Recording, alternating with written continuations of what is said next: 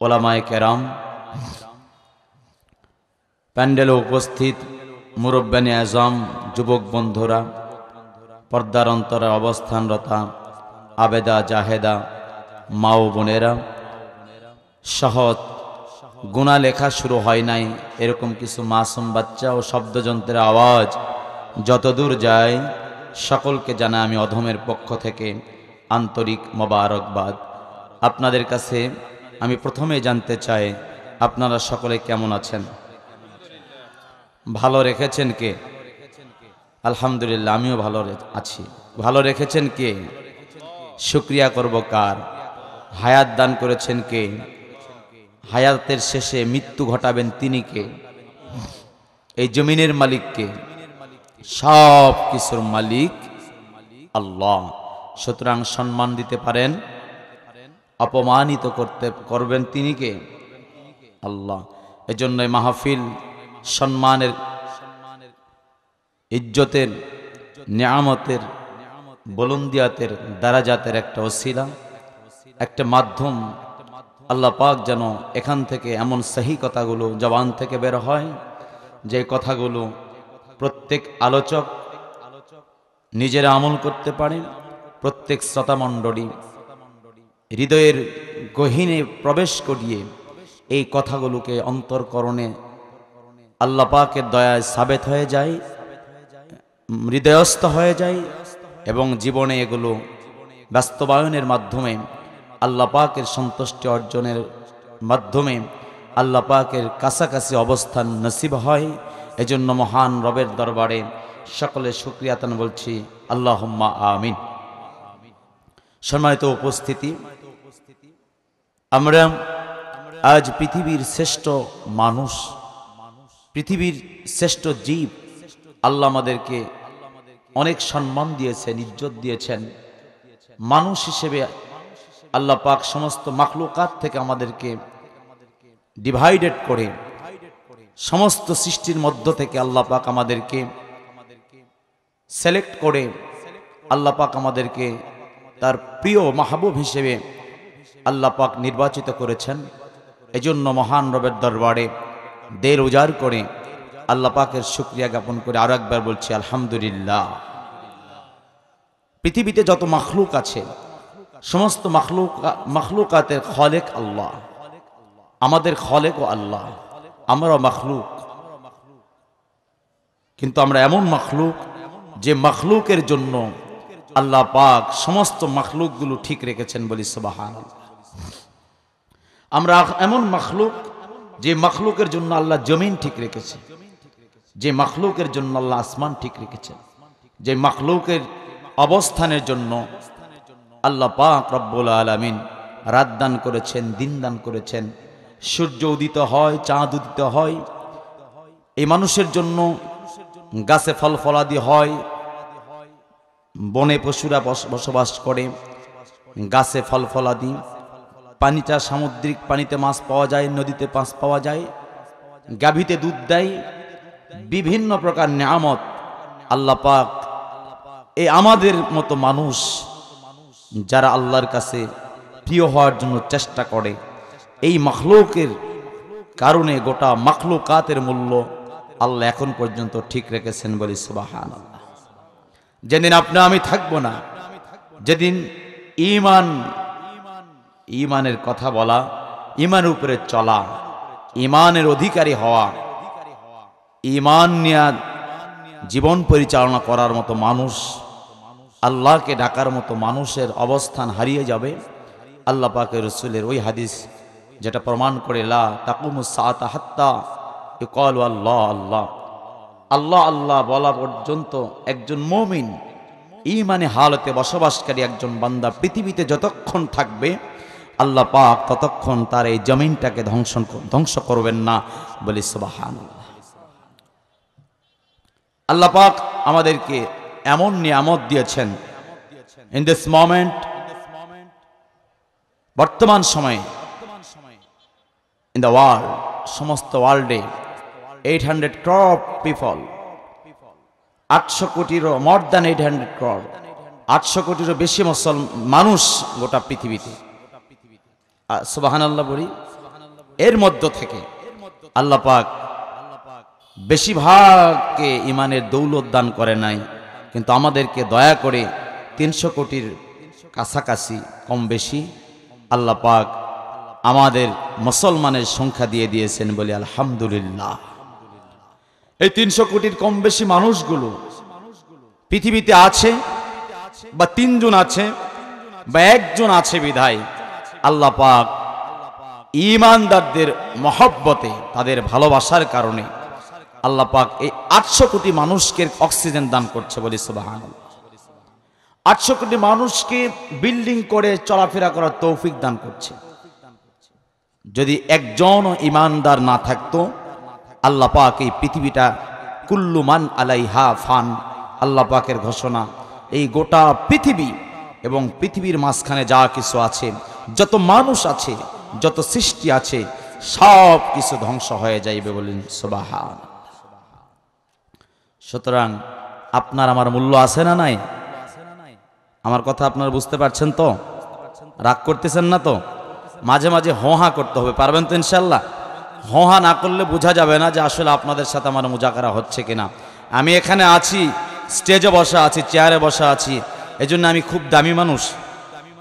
আমার খুব মূল্য বেশি আপনাদের চাইতে? না, আমার খুব মূল্য আপনাদের চাইতে নয়। মনে রাখবেন, যারা উপরে থাকে এদের মূল্য সবসময় বেশি হয় না, বরং যারা নিচে থাকে তাদের মূল্য অনেক সময় অনেক বেশি হয় বলেন সুবহানাল্লাহ। উপরে থাকলে মূল্য বেশি এটা নয়, বরং নিচে থাকলেও মূল্য অনেক বেশি হয়। কারণ আমরা সেজদা দেই উপরে না নিচে? সেজদা দেই কোথায়? মাটিতে সেজদা দেই, আল্লাহ তাআলার কুদরতি কদমে সেজদা দেই। আমরা আজকে ঈশার নামাজে এই মাটিতে আদায় করলাম, যেখানে টাইলস নাই, যেখানে সিমেন্ট নাই, যেখানে অন্য কোনো পাপোশ দেওয়া নাই, অন্য কোনো কার্পেট দেওয়া নাই, গালিচা বিছানো নাই, সুন্দর কোনো পরিবেশ নাই, কিন্তু এটাকে আল্লাহ পাক মসজিদের রূপ ধারণ করেছেন, সেজদার জায়গার রূপ ধারণ করেছেন। এখানে সেজদা দিয়েছি।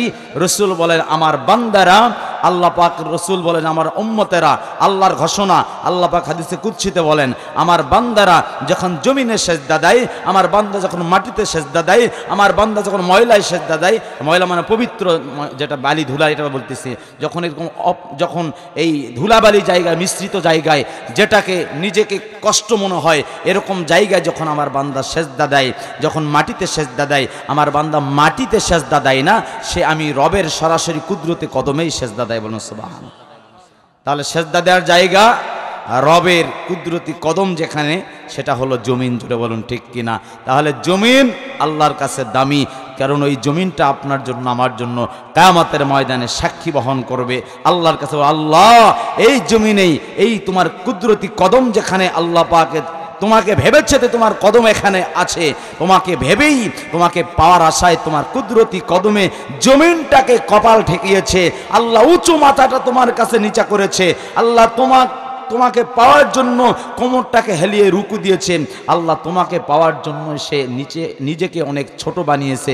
রব্বে কারিম আল্লাহ ডাক দেয়া বলবেন আমিও রব, আনা কবির, আনা আজিম, আমি বড়, আমি রহিম, আনা রহমান, আনা করিম, আনা সত্তার, আনা জব্বার, আনা আজিজ, আমি সব, আমি আল্লাহর জাতি নাম আল্লাহ, আমি আল্লাহ তাআলার জাতি নামের মহব্বতে, আমার সমস্ত সিফাতি নামের মহব্বতে আমার বান্দার উপর যেহেতু দয়ার ঘোষণা আগেই করেছিলাম, আমি রব ঘোষণা করে দিলাম, ও আমার কুদরতি কদমে মাটিতে কপালে কপাল লাগিয়েছে, আমি আল্লাহ মাটিতে কপাল লাগানোর কারণে ওই কপালটা জাহান্নামে দিতে চাই না, পুরা শরীরটাকে আমি জান্নাতে দিয়ে দিলাম বলি সুবহান।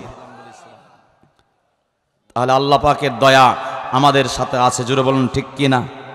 এজন্য আল্লাহর বান্দারা গোটা পৃথিবীতে যত মানুষ আছে সমস্ত মানুষগুলোর মধ্য থেকে আল্লাহ পাক রব্বুল আলামিন আমাদেরকে, ছোট্ট মানুষদেরকে, যাদের হাইট আমাদের 5 ফিট 6 ফিট সর্বোচ্চ, এই মানুষগুলোকে যাদের চেহারা আরবিয়ানদের মধ্যে নয়, আরবিয়ানদের মতো নয়, আমরা অনেকেই কালো কুশ্রী, অনেকের চেহারার দিকে তাকাতেও আমাদের কেমন কেমন লজ্জাবোধ হয়, খারাপ লাগে, ঘৃণা হয়, কিন্তু আল্লাহ পাক এই মানুষগুলোর মধ্যে ঈমানের নূর দান করেছেন। আমরা সুচ্ছির নয়, সুন্দর নয়, কিন্তু আল্লাহ পাকের ঘোষণা লাকাদ খালাকনাল ইনসানা ফি আহসানি তাকওয়িম, বলি সুবহানাল্লাহ। আল্লাহ পাক বলেন আমি মানুষকে এমন সুন্দর অবয়বে গঠনে তৈরি করেছি, এই সুন্দর অবয়বে গঠন ইয়ানি আমি তাদেরকে আখলাক দান করেছি, সুন্দর অবয়ব গঠন ইয়ানি আমি রবের নূরের তাজাল্লি তাদেরকে দান করেছি, আমি রবের সন্তুষ্টি তাদেরকে দান করেছি, আমি রবের নিয়ামত তাদেরকে দান করেছি। হামান, কারুন, সাদ্দাদ, আবু জাহেল, উতবা, শাইবান, নমরুদ, ফেরাউন যারাই ছিল পৃথিবীতে সকলকে ঈমানি দাওয়াত আমি পয়গম্বরদের মাধ্যমে পাঠিয়ে দিয়েছি। যারা গ্রহণ করেছে আমার নূর পেয়েছে, যারা গ্রহণ করেছে আমার সন্তুষ্টি পেয়েছে, যারা গ্রহণ করেছে আমি রব খুশি হয়েছি, যারা গ্রহণ করেছে সুন্দর আকৃতি, সুন্দর মেধা, সুন্দর বুদ্ধি, সুন্দর ঈমানের দাবিদার হওয়ার তৌফিক দান করেছি। ফলে আমি তাদেরকে আমার পক্ষ থেকে আমার সৃষ্টি জান্নাতের নিয়ামত তাদেরকে দিয়ে দিব, বলি সুবহানাল্লাহ। আমরা জান্নাতের নিয়ামত চাই তো ইনশাআল্লাহ। আল্লাহর বান্দারা আপনাদের খেদমতে আরজ করতে চাই, এই পৃথিবীতে আজকে 800 কোটি মানুষের মধ্য থেকে আপনাকে আমাকে রব্বে কারীম আল্লাহ এমন নিয়ামত দান করেছেন যে নিয়ামতের নাম হলো ঈমান। যার ঈমান নাই পৃথিবীতে বড় বড় অট্টালিকা থাকতে পারে, অনেক মার্সিডিজ গাড়ি তারা থাকতে পারে, BMW গাড়ি তারা থাকতে পারে, প্যারাডো গাড়ি তারা থাকতে পারে, অনেক বড় ধরনের গাড়ি তারা থাকতে পারে, 2.5 কোটি, 3 কোটি, 5 কোটি, 500 কোটি টাকার গাড়ি অথবা বাড়ি তার বিল্ডিং থাকতে পারে, হাজার হাজার কোটি টাকার সম্পদ তার থাকতে পারে। ঈমানের দৌলত না থাকার কারণে আখিরাতে কোনো মূল্য তার থাকবে না। আল্লাহ পাক বলেন আল্লাহু ওয়ালিয়ুল্লাযীনা আমানু, আল্লাহ পাক বলেন যে ব্যক্তি ঈমানের অধিকারী হবে তাদের বন্ধু আমি হয়ে গেলাম। আর ঈমানের অধিকারীর বন্ধু হওয়ার কারণে দুনিয়াতে আমি ঈমানদাররা পৃথিবীতে যতক্ষণ থাকবে, এই ঈমানদাররা পৃথিবীতে থাকার কারণে বেঈমানদেরকে আমি অক্সিজেন দান করি। যে প্রতিদিন অক্সিজেন আমরা গ্রহণ করি, বর্তমান বিজ্ঞানিকরা বলছেন, চিকিৎসকরা বলছেন আমরা প্রতিদিন কমপক্ষে 550 লিটার অক্সিজেন গ্রহণ করি, 550 লিটার অক্সিজেন গ্রহণ করি। একটা মানুষ প্রতিদিন কমপক্ষে 550 লিটার অক্সিজেন গ্রহণ করে। বর্তমান সময়ে যার বাজার রেট, বর্তমান সময়ে কমপক্ষে তার দাম হলো প্রায় 3 লক্ষ টাকা। বলেন সুবহানাল্লাহ। কত দাম বললাম? 3 লক্ষ টাকা। বিনা দরখাস্তে, বিনা চাওয়ায়, বিনা টাকায় আমরা অক্সিজেন নিচ্ছি, আবার কার্বন ডাই অক্সাইড বের করে দিচ্ছি, যেটার মূল্য আল্লাহ পাকের কাছে যদি কখনো করোনার সময় যারা অক্সিজেন কিনেছে তারা বোঝে যে অক্সিজেন গ্যাসের কত দাম, জোরে বলুন ঠিক কিনা। যেটার বর্তমান মূল্য প্রতিদিন আল্লাহ আমাদেরকে বিনা দরখাস্তে, বিনা চাওয়ায়, আল্লাহ পাকের সেজদা দেউক আর না দেখ, ইমান থাকুক আর না থাকুক, আল্লাহকে গড ইজ নাথিং বলুক, আস্তিক হোক না নাস্তিক হোক, প্রত্যেককেই আল্লাহ এই নিয়ামতটা দিতেছেন। সেই নিয়ামতের নাম হলো অক্সিজেন। ছোট্ট একটা নিয়ামত বললাম, আরো বড় নিয়ামত আল্লাহ দিয়েছেন, অনেক নিয়ামত আল্লাহ দিয়েছেন। এই নিয়ামতের দাম প্রতিদিন আমাদের কাছে প্রায় 3 লক্ষ টাকা আল্লাহ পাক দিতেছেন। এটা শুধুমাত্র আপনাদের মতো, আমাদের মতো ছোট্ট ছোট্ট লা ইলাহা ইল্লাল্লাহু মুহাম্মাদুর রাসূলুল্লাহ, আশহাদু আল্লা ইলাহা ইল্লাল্লাহ ওয়া আশহাদু আন্না মুহাম্মাদান আবদুহু ওয়া রাসূলু, এই ঈমানের অধিকারী মানুষগুলো যাদের দিলের মধ্যে ঈমান ঢুকে গিয়েছে, আল্লাহকে মেনে নিয়েছে রব হিসেবে, রাসূলকে মেনে নিয়েছেন হাবিব হিসেবে, রাসূল হিসেবে মুহাম্মদ রাসূলুল্লাহকে জীবন চালানোর চেষ্টা করছে। আল্লাহ পাক রব্বুল আলামিন, রাসূল বলেন মান শাহিদা আল্লাহ ইলাহা ইল্লাল্লাহ ওয়া আন্না মুহাম্মাদার রাসূলুল্লাহ হারামাল্লাহু আলাইহিন নার। চিৎকার দিয়ে বলা যাবে কি সুবহানাল্লাহ। আল্লাহর বান্দারা আপনাদের খেদমতে আরজ করতে চাই, আল্লাহ পাক রব্বুল আলামিন বলেন, রাসূলের মাধ্যমে জানিয়ে দিয়েছেন, রাসূল বলেন আল্লাহ পাকের ঘোষণা, আল্লাহ পাকে কোনো বান্দা, কোনো বান্দি, নারী হোক আর পুরুষ হোক, দুনিয়াতে বসে যদি কেউ সাক্ষ্য দেয় আল্লাহ এক, তার কোনো শরীক নাই, আর মুহাম্মদ রাসূলুল্লাহ আল্লাহর হাবিব, আল্লাহর বান্দা এবং আল্লাহর রাসূল যদি এই সাক্ষ্য কেউ দেয়, রাসূল বলেন রব্বে কারীম আল্লাহ তার জীবনের এমন এমন সমহান মর্যাদা আল্লাহ তাকে দিবেন, তার শরীরটাকে আল্লাহ পাক রসুল বলেন আল্লাহ পাক তার জন্য জাহান্নামের আগুন হারাম করে দিবেন, বলি সুবহানাল্লাহ। আপনাদের সামনে আমি ছোট্ট করে একটু প্রশ্ন করতে চাই, আল্লাহ পাক যদি কারোর জন্য জাহান্নাম হারাম করে দেন, সে জান্নাতি নাকি জাহান্নামী? আমার কথা মনে হয় বুঝতে পারেন নাই। আল্লাহ পাক যদি কারোর জন্য জাহান্নামটা হারাম করে দেন, মনে রাখতে হবে সে জান্নাতি। জোরে বলুন ঠিক কিনা? কিছুক্ষণ আগে আমরা মুসলমানের কালেমা, তাওহীদের কালেমা, ঈমানি কালেমা লা ইলাহা ইল্লাল্লাহু মুহাম্মাদুর রাসূলুল্লাহ পড়েছি, আর একবার পড়ছি আশহাদু আল্লাহ ইলাহা ইল্লাল্লাহ ওয়া আশহাদু আন্না মুহাম্মাদান আবদুহু ওয়া রাসূলুহু।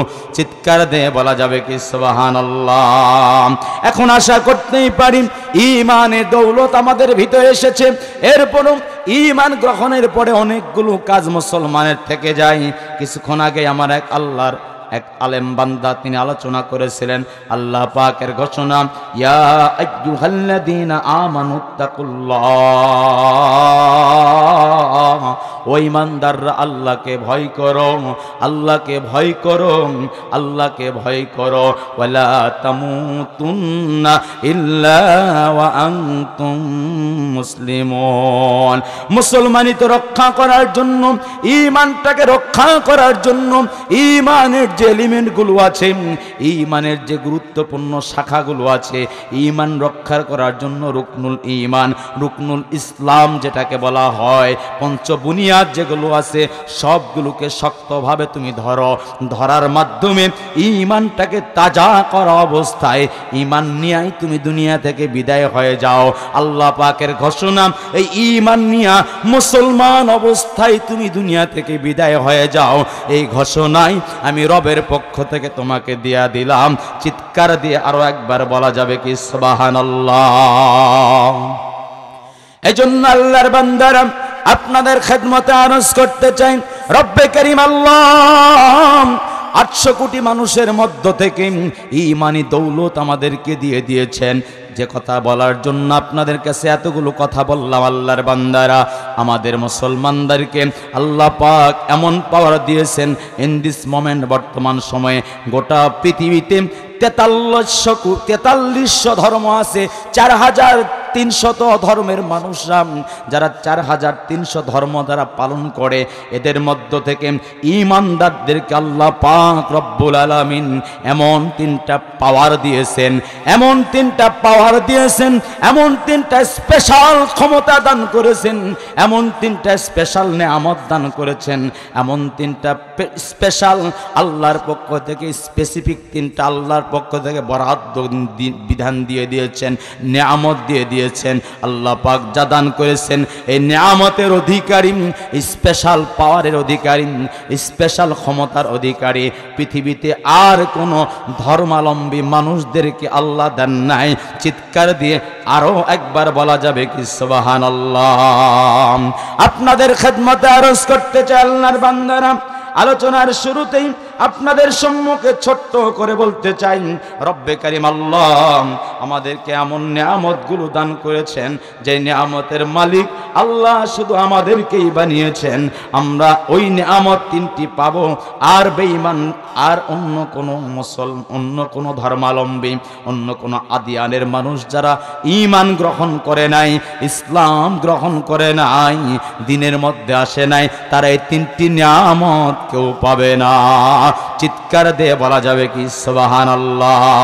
এদিকে ডাকতে চাই, আল্লাহ পাক রব্বুল আলামিনের রাসূল বলে গিয়েছেন, যখন রাসূল পৃথিবীতে আগমন করলেন, পূর্বের যত ধর্মগুলো ছিল সব ধর্ম বাতিল হয়ে গিয়েছে। আমরা মুসা পয়গম্বরকে মানি কি মানি না? আমরা ইব্রাহিম আলাইহিস সালাতু ওয়াস সালামকে মানি কি মানি না? আল্লাহ পাক বলেন সূরাতুল বাকারা সর্ববৃহৎ সূরা যেটা, এই সূরার শুরুতেই তো আমরা পড়ি আলিফ লাম মিম যালিকাল কিতাবু লা রাইবা ফি। এটা ওই কিতাব যেই কিতাবের মধ্যে কোনো সন্দেহ নাই। হুদাল্লিল মুত্তাকিন, মুত্তাকি যারা হবে, ঈমানদার যারা হবে, কয়েকটি বৈশিষ্ট্য তাদের আছে। আল্লাযীনা ইউমিনুনা বিল গায়ব। আল্লাহ পাক রব্বুল আলামিন বলেন আল্লাযীনা ইউমিনুনা বিল গায়ব ওয়া ইউকিমুনাস সালাতা ওয়া মিম্মা রাযাকনাহুম ইউনফিকুন ওয়াল্লাযীনা ইউমিনুনা বিমা উনজিলা ইলাইকা ওয়া মা উনজিলা মিন ক্বাবলিক ওয়া বিল আখিরাতি হুম ইউকিনুন।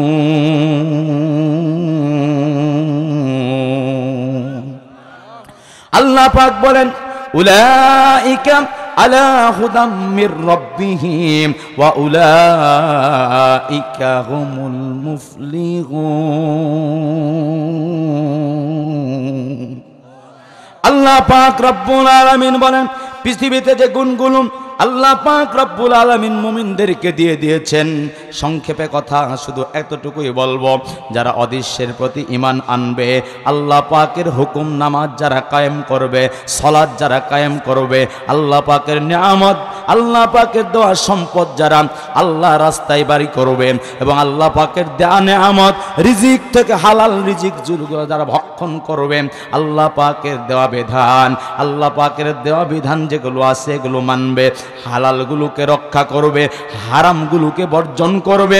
রসূল এবং রসূলের পূর্বে যত পয়গম্বর পৃথিবীতে এসেছিলেন, কোরআন এবং কোরআনের পূর্বে যত বিধান এসেছিল, যত আসমানি কিতাব এসেছিল, তাওরাত, জবুর, ইনজিল সহ 104খানা কিতাবে সহিফা সহ সমস্ত কিতাবগুলোকে যারা বিশ্বাস করবে, মেনে নেবে, পয়গম্বরকে যারা মেনে নেবে, আখিরাতের দিবসকে যারা মেনে নেবে, কিয়ামতকে মেনে নেবে, জান্নাত দেখে নাই, জাহান্নামের আযাব দেখে নাই, এরপরও যারা বিশ্বাস স্থাপন করবে, আল্লাহ পাক তাদের ব্যাপারে বলেন উলাইকা আলা হুদাম মির রাব্বিহিম ওয়া উলাইকা হুমুল মুফলিহুন। চিৎকার দিয়ে বলা যাবে কি সুবহানাল্লাহ। রব্বে কারীম বলেন অদৃশ্যের প্রতি বিশ্বাস স্থাপন করেছো, আমি তোমাদের সৃষ্টি করেছি, আমাকে কোনোদিন দেখো নাই, আমি তোমাদেরকে নিয়ামত দিয়েছি, ওই নিয়ামত তুমি ভোগ করছো, ওই নিয়ামত কোথা থেকে আসো মাঝে মাঝে তুমি ফিকিরি করো, কিন্তু নিয়ামতের দানকারী মালিককে যখন তুমি সেজদা দাও, আমার বিধান সালাত যখন তুমি কায়াম করো, আমি যখন রসুলকে পাঠিয়েছি, পয়গম্বরকে যখন মানো, পয়গম্বরের সুন্নতকে যখন তুমি ধরে নিয়েছ, পয়গম্বর যেটা বলেছেন তারাকতু ফীকুম আমরাইন লান তাদিল্লু মা তামাসসাকতুম বিহিমা কিতাবাল্লাহ ওয়া সুন্নাতা রাসূলিহি।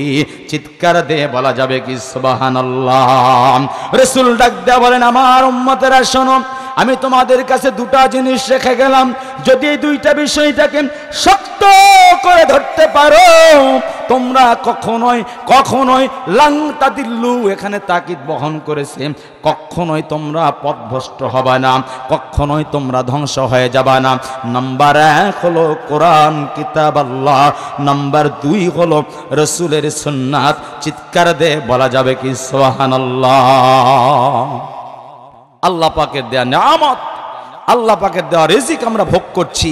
আল্লাহ পাক বলেন আমি তোমাদেরকে এই নিয়ামতগুলো দিয়েছি, আমি তোমাদেরকে ঈমানদারদেরকে এই নিয়ামতগুলো দিয়েছি, যারা তোমাদের ঈমানদার আছো তোমাদেরকে আমি পাওয়ার দিয়েছি। পৃথিবীতে তোমরা যারা ঈমানদার, তোমরা ঈমানদার হওয়ার কারণে আমি তোমাদেরকে আলাদা 3টা স্পেশাল পাওয়ার দিয়েছি। উলামায়ে কেরাম বলেন এর মধ্যে একটা স্পেশাল, প্রথম নাম্বার হলো আল্লাহ পাক রব্বুল আলামিন আমাদেরকে যে পাওয়ার দিয়েছেন, সেই পাওয়ারের নাম হলো, নিয়ামতের নাম হলো ইজ্জত সম্মানের পাওয়ার। বলি সুবহানাল্লাহ। ঈমানদাররা যে সম্মান আছে, এবং বর্তমানে যে সম্মান আছে এই সম্মানটা সাময়িক সময়ের জন্য বেঈমানরা যদিও আমাদের ক্ষুণ্ণ করার চেষ্টা করছে, কিন্তু আল্লাহ পাক বলেন এই সম্মানটা ক্ষণস্থায়ী সম্মান, আখিরাতের সম্মানটা হলো দীর্ঘস্থায়ী চিরস্থায়ী সম্মান। জোরে বলুন ঠিক কিনা? আল্লাহ পাক রব্বুল আলামিন বলেন ওয়ালাল আখিরাতু খায়রুল লাকা মিনাল উলা। মুসলমান ফিলিস্তিনের মুসলমানের দিকে তাকায় দেখুন, মুসলমান আজকে কাশ্মীরের মুসলমানের দিকে তাকায় দেখুন, মুসলমান মায়ানমারের মুসলমানের ইতিহাসগুলো আপনি লক্ষ্য করে দেখুন, যেখানে মুসলমান সেখানেই মুসলমানদের উপর বিধর্মীদের আগ্রাসনী ভূমিকা। জোরে বলুন ঠিক কিনা? যেখানে মুসলমান সেখানে জুলুম, যেখানেই মুসলমান সেখানে স্টিমরোলার, যেখানে মুসলমান সেখানে অত্যাচার, যেখানে মুসলমান সেখানেই তাদের বিভিন্ন প্রকার অত্যাচার, জুলুম, নির্যাতন এবং নিষ্পেষণ চলছে মুসলমানদের উপরে। রব্বে কারীম আল্লাহ ডাক দিয়া বলেন, বান্দা শোনো, ওয়ালা নাবলুওয়ান্নাকুম বিশাইইম মিনাল খাউফি ওয়াল জু'i ওয়া নাকসিম মিনাল আমওয়ালি ওয়াল আনফুসি ওয়াস সামারাত ওয়া বাশশিরিস সাবিরিন। চিৎকার দে বলা যাবে কি সুবহানাল্লাহ? এই আয়াতের আগে আল্লাহ পাক বলেছেন ইন্নাল্লাহা মা'আস সাবিরিন। বিপদ দেয়া পরীক্ষা করেন কে? আমাদেরকে অ্যাক্সিডেন্ট দেয়া পরীক্ষা করেন কে? ফসলগুলো নষ্ট করে পরীক্ষা করেন কে? সন্তান চোখের সামনে ইন্তেকাল করে পরীক্ষা করেন কে? নিজের চোখের সামনে স্ত্রী বিপদে পড়ে ইন্তেকাল করে পরীক্ষা করেন কে?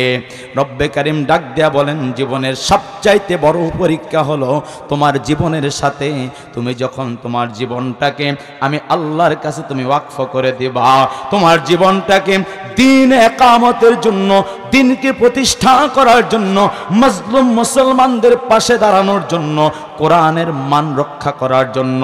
কোরআনকে আল্লাহ হেফাজত করবেন। এরপরে কোরআনের দাবিদার যারা, কোরআনের আহলে কোরআন যারা, কোরআনকে তেলাওয়াতকারী যারা, কোরআনকে শেখায় যারা, কোরআনকে শেখে যারা, কোরআনকে তেলাওয়াত করে যারা, কোরআনকে তেলাওয়াত করানো শেখায় যারা, মসজিদ রক্ষা করে যারা, মসজিদ বানায় যারা, মসজিদে ইবাদত করে যারা, মসজিদে ইবাদত করানোর ব্যবস্থা করে যারা, মসজিদের খতিব যারা, মসজিদের ইমাম যারা, মসজিদের মুয়াজ্জিন যারা, মসজিদের খাদেম যারা, মাদ্রাসার মুআল্লিম যারা, মাদ্রাসার মুহতামিম যারা, মাদ্রাসার প্রিন্সিপাল যারা, মাদ্রাসার দপ্তরি যারা, মাদ্রাসার খাদেম যারা, মাদ্রাসার সাথে দানকারী যারা, মাদ্রাসার সাথে লেগে থাকে যারা, রব্বে কারীম ডাক দেয়া বলেন, যারা দ্বীনের মধ্যে থেকেছে আমি রব তাদেরকে দ্বীন রক্ষা করার জন্য দ্বীনের রাহবার হিসেবে, দ্বীনের কান্ডারি হিসেবে দুনিয়াতে ঈমানের দৌলত দিয়েছি। চক্ষু বন্ধ করার পরে সম্মান ইজ্জতের জীবন তাদের কবরে আমি দান করব বলি সুবহানাল্লাহ।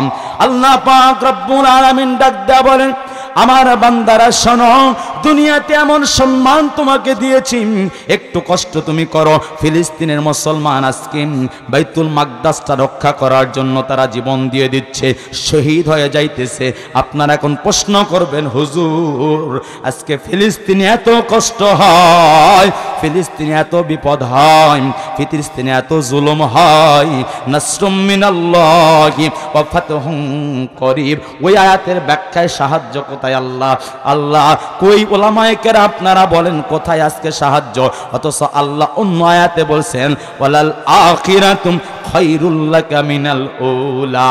তোমাকে জীবন দিয়েছি আমি আল্লাহ, এই জীবনটাকে বাইতুল মাকদাস ফিরিয়ে আনার জন্য ফিলিস্তিনের মুসলমান যারা কষ্ট করেন, ফিলিস্তিনের মা বোনেরা যারা শহীদ হয়ে যায়, ফিলিস্তিনের যুবক মানুষগুলো যখন শহীদ হয়ে যায়, ফিলিস্তিনের হামাস বাহিনী গাজার মুসলমানরা যখন শহীদ হয়ে যায়, বাংলার প্রান্তর থেকে জয়পুরহাট সদরের ধারকি এখান থেকে যখন আমরা করি যাই রক্তক্ষরণ হয়, দু চোখ বেয়ে যখন পানি ঝরে, আল্লাহ পাক বলেন ওই ফিলিস্তিনের ময়দানটাকে হেফাজত করব আমি আল্লাহ।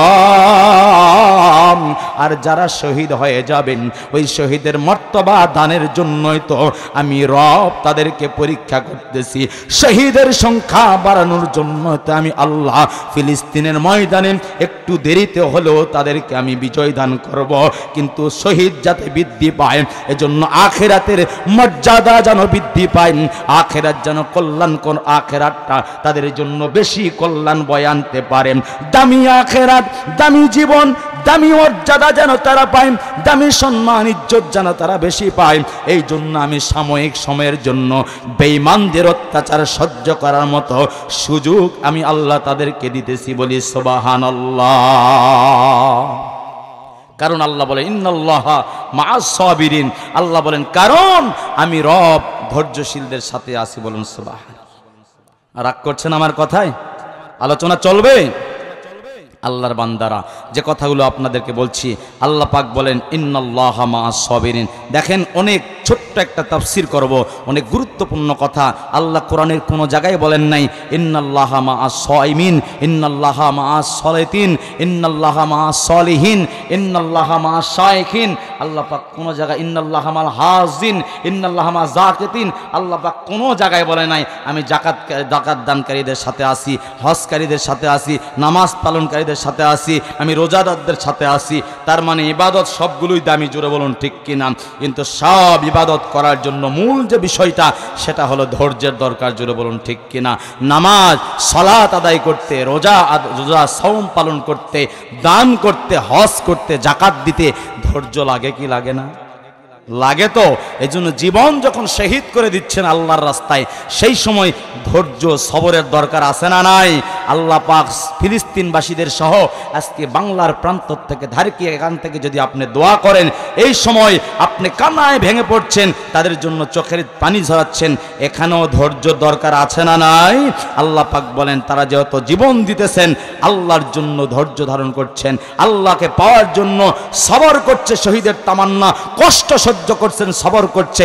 রব্বে কারীম ডাক দেয়া বলেন ইন্নাল্লাহা মাআস সাবিরিন, আমি ওদের সাথেই আছি, জান্নাতে তাদেরকে মর্যাদা দিব, ইজ্জত দিব, দুনিয়াতে তাদেরকে পরীক্ষা করতেছি। বলুন সুবহানাল্লাহ। রব্বে কারীম আল্লাহ ডাক দেয়া বলেন আমার বান্দার শোনো, আমি রব তোমাদেরকে দুনিয়াতে ইজ্জত দিয়েছি, ইজ্জতের সম্মান মালিক আমি তোমাদেরকে বানিয়েছি। পবিত্র কোরআনে আল্লাহ বলেন ওয়ালিল্লাহি লা ইজ্জাতু ওয়া লিরাসূলিহি ওয়া লিল মুমিনিনা ওয়ালাকিন্নাল মুনাফিকিনা লা ইয়ালামুন। সুবহানাল্লাহ বলবেন না? আল্লাহ পাক বলেন দুনিয়াতে যে ইজ্জত আমি মুমিনদেরকে দিয়েছি রসুলের মাধ্যমে, রসুলকে মানার মাধ্যমে, রসুলের সুন্নতের মাধ্যমে মুমিনরা যে ইজ্জত প্রাপ্ত হবে, রসুলকে সে সম্মান দিয়েছি, রসুলের সম্মানের ভাগীভাগ তারা হবে, সাহাবায়ে কেরামের সম্মানের ভাগীদার তারা হবে, জান্নাতের নেয়ামতের ভাগীদার তারা হবে, দুনিয়াতে ইজ্জত সম্মান তারা পাবে, সর্বশেষ আখিরাতে যে ইজ্জত সম্মান আছে এটা আমি তাদেরকে মুমিনদেরকে দান করব। ওয়ালাকিন্নাল মুনাফিকিনা লা ইয়ালামুন, কিন্তু মুনাফিকরা এই মর্যাদার ব্যাপারে, সম্মানের ব্যাপারে কিছুই তারা বুঝতে পারবে না।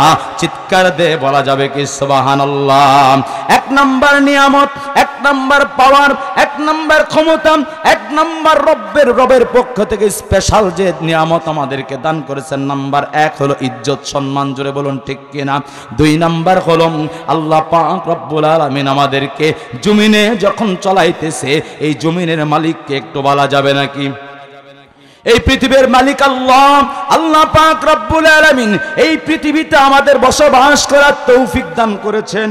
আল্লাহ পাক রব্বুল আলামিন ডাক দেয়া বলেন আমি মুমিনদেরকে দুই নাম্বার যে তোমাদেরকে নিয়ামত দিয়েছি, পাওয়ার দিয়েছি, স্পেসিফিক স্পেশাল যে পাওয়ার দিয়েছি তার নাম হলো বৈধ বাসিন্দা। বলুন সুবহানাল্লাহ।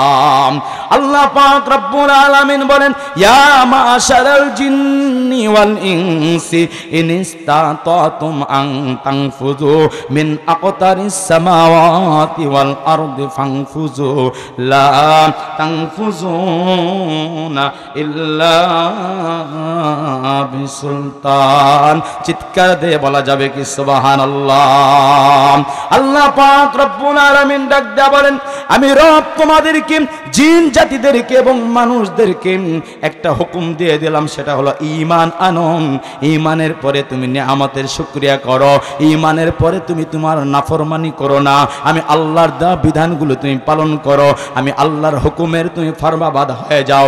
যদি বিরোধিতা যদি তুমি করো, এর উল্টা যদি করো, রব্বে কারীম ডাক দেয়া বলে শোনো, যদি আমি আল্লাহর হুকুম তুমি পালন করতে না চাও, আমি আল্লাহর আসমানের নিচে থেকে জমিনের উপর থেকে যেথা ইচ্ছায় সেটাই তুমি বের হয়ে যাও। লা তানফুজুনা ইল্লা বিসুলতান। জমিনও আমার, আসমানও আমার, সৃষ্টিও আমার, সাগরও আমার, নদীও আমার, পুষ্কুনিও আমার, ফল ফলাদিও আমার, গাভীও আমার, সব কিছু আমার দেওয়া নেয়ামত। তোমরা কোথাও গিয়ে পালাতে পারবা না। সুতরাং নাফরমানি করবা তা তো হতে পারে না। এই নাফরমানি করে আমার রবের পক্ষ থেকে বৈধ বাসিন্দা তুমি হতে পারো না। রব্বে কারীম ডাক দেয়া বলেন, ওয়ালিল্লাহিল আরদু ইয়ারিসুহা ইবাদিয়াস সালিহুন।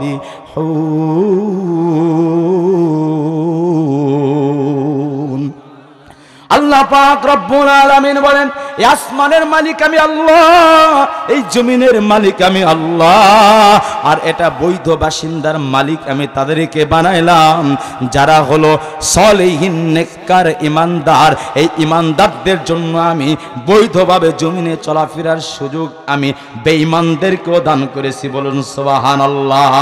ইমানদার থাকবে যতক্ষণ, পৃথিবী থাকবে ততক্ষণ, ইমানদার থাকবে যতক্ষণ, অক্সিজেন চলবে ততক্ষণ, ইমানদার থাকবে যতক্ষণ, গাড়ি চলবে ততক্ষণ, ইমানদার থাকবে যতক্ষণ, বেঈমানিরা পৃথিবীতে চলাফেরা করতে পারবে ততক্ষণ। ইমানদার যেদিন থাকবে না, ইয়ারিসুহা, আল্লাহ পাক বলেন ইয়ারিসুহা, এর মালিক আমি বানিয়েছি ইবাদিয়াস সলিহুন, ইবাদিয়াস সলিহুন। আমার নেককার বান্দা যারা, ইমানদার বান্দা যারা, তাদের জন্য এই দুনিয়াটা বৈধ জায়গা বানিয়ে দিয়েছি। এই দুনিয়াতে কষ্ট তারা করবেন, এই দুনিয়ার পরে বৈধ জায়গা হলো আখিরাতের জায়গা। ওই জায়গাটা ইমানদারদের জন্যই কেবল বরাদ্দ, যেই জায়গার নাম হলো জান্নাত। ওই জান্নাতের মালিক আমি আল্লাহ। ওই জান্নাতে যাওয়ার জন্য পূর্ব শর্ত হলো ঈমানি দৌলত তার থাকতে হবে। যার ঈমান নাই তার জন্য জান্নাত নাই, তার জন্য জান্নাতের নিয়ামত বৈধ জায়গা, এই জান্নাত সে পাবে না। জোরে বলুন ঠিক কি না? আল্লাহ পাক রব্বুল আলামিন বলেন, ইন্নাল্লাযীনা আমানু ওয়া আমিলুস সালিহাতি লাকুম জান্নাতুন তাজরি মিন তাহতিহাল আনহার যালিকাল ফাউজুল কাবীর। আল্লাহ পাক রব্বুল আলামিন বলেন, আমি রব ইমানদারদের জন্য সুসংবাদ দিয়ে দিলাম।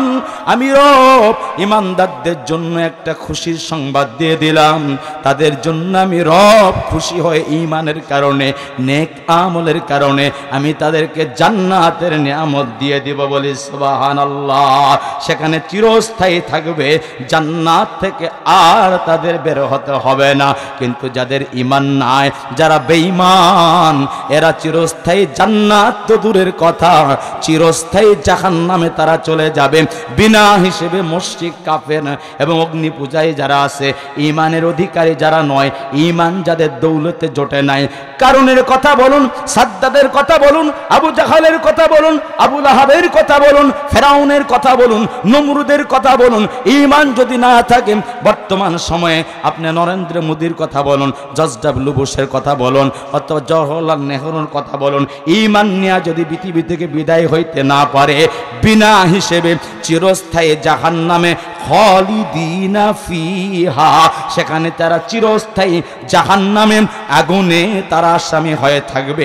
চিৎকার দিয়ে বলা যাবে কি নাউজুবিল্লাহ। 2 নম্বর নিয়ামত পাওয়ার আপনাদের সামনে বললাম, সেটা হলো বৈধ বাসিন্দা। জুড়ে বলুন ঠিক কিনা। 3 নম্বর পাওয়ার, 3 নম্বর নিয়ামত রব্বে কারীম মুসলমানদের ঈমানদারদের যেটা দিয়েছেন সেটার নাম হলো আমাদের মুমিনদের অভিভাবক হলেন আল্লাহ। ঈমানদারদের অভিভাবক হলো আল্লাহ, আর বেঈমানদের অভিভাবক হলো শয়তান। জুড়ে বলুন ঠিক কিনা।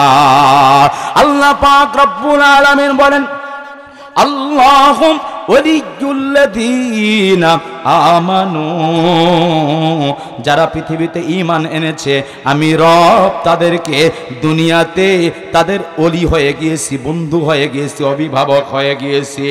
যালিকা বিআন্নাল্লাহা মাওলাল্লাযীনা আমানু ওয়া আন্নাল কাফিরিনা লা মাওলা লাহুম।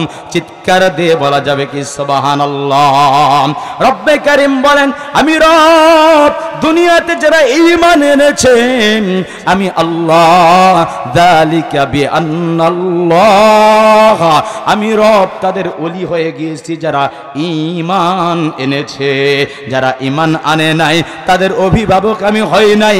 ইন্নাশ শাইতানা লাকুম আদু মুবিন।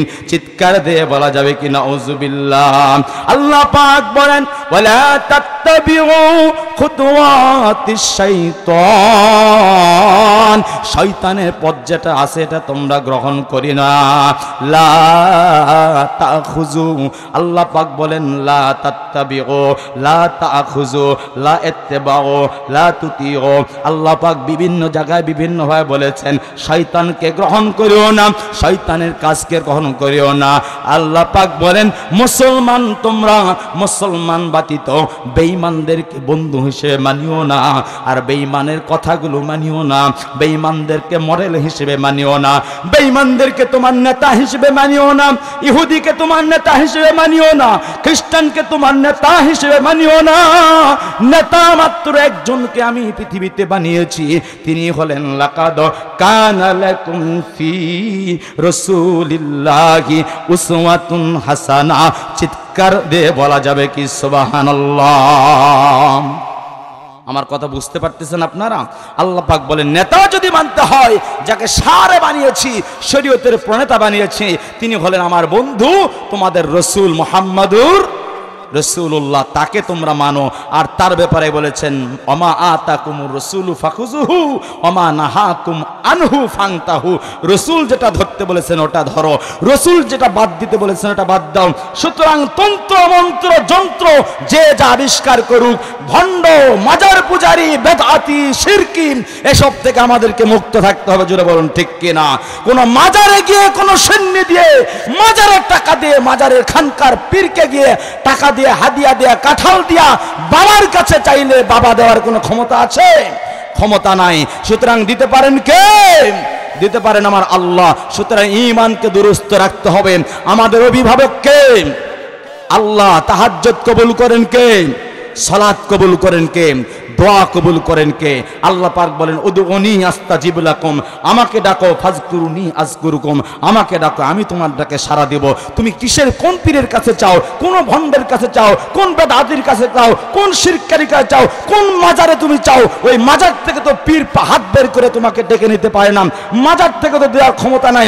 আজকে বাংলার মুসলমানের অবস্থা হলো এই, পীর পূজা করতে গিয়ে, মাজার পূজা করতে গিয়ে শিরক লিপ্ত হচ্ছে। জোরে বলুন ঠিক কিনা। আমাদেরকে দূরে থাকতে হবে। আল্লাহ বলে, আল্লাহু ওয়ালিয়ুল্লাযীনা আমানু, তোমার টাকার দরকার, তোমার ঘরের দরকার, তোমার বাড়ির দরকার, লা তাখুযুহু সিনাতুন ওয়ালা নাওম, আমি রব ঘুমাই না, আমি রব জেগে থাকি। আল্লাহু ওয়ালিয়ুল্লাযীনা আমানু, আল্লাহু লা ইলাহা ইল্লা হুয়াল হাইয়ুল কাইয়্যুম, তুমি জানো না আমি চিরস্থায়ী চিরঞ্জীব, তোমার কি দরকার তোমাকে দেওয়ার জন্য আমি সবসময় প্রস্তুত। বলি সুবহানাল্লাহ। রাগ করছেন আমার কথায় আপনারা?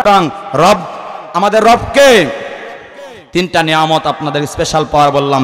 1 নাম্বার ইজ্জত সম্মান, 2 নাম্বার কি বললাম বৈধ বাসিন্দা, 3 নাম্বার কি বললাম আল্লাহ আমাদের অভিভাবক, জুড়ে বলুন ঠিক কিনা। সুতরাং এই তিনটা নিয়ামত একটু খেয়াল করে দেখুন, আল্লাহর কোরআনের কথা অনুযায়ী এই তিনটা নিয়ামতের মালিক, স্থায়ী মালিক, স্থায়ী নিয়ামত, স্থায়ী পাওয়ার, স্থায়ী ক্ষমতা কেবল আল্লাহ পাক মুমিনদেরকে দিয়েছেন, জুড়ে বলুন ঠিক কিনা। আল্লাহর বান্দারা, আমি আপনাদের নিয়ে আরো একটু আলোচনা করতে চাই। দীর্ঘ সময় আপনাদের নষ্ট করব না, শুধুমাত্র আপনাদের সম্মুখে একটু আলোচনা করতে চাই। আল্লাহ পাক রব্বুল আলামিন আমাদেরকে বলে দিয়েছেন, আমি আপনাদের সম্মুখে সূরা, পবিত্র কোরআনের সূরাতুল ফিল নামে একটা সূরা আছে, এই সূরা খুতবাতে আমি করেছিলাম। শুধু একটু তরজমা, যদি সম্ভব হয় শানে নজুল, যদি সম্ভব হয় একটু সংক্ষিপ্ত তাফসীর করে আমি আপনাদের কাছে বিদায় নেব। একটু শুনবেন কি শুনবেন না? আল্লাহর বান্দারা, সূরাতুল ফিল এমন একটা সূরা, এর পরিচয় একটু সংক্ষেপে বলি।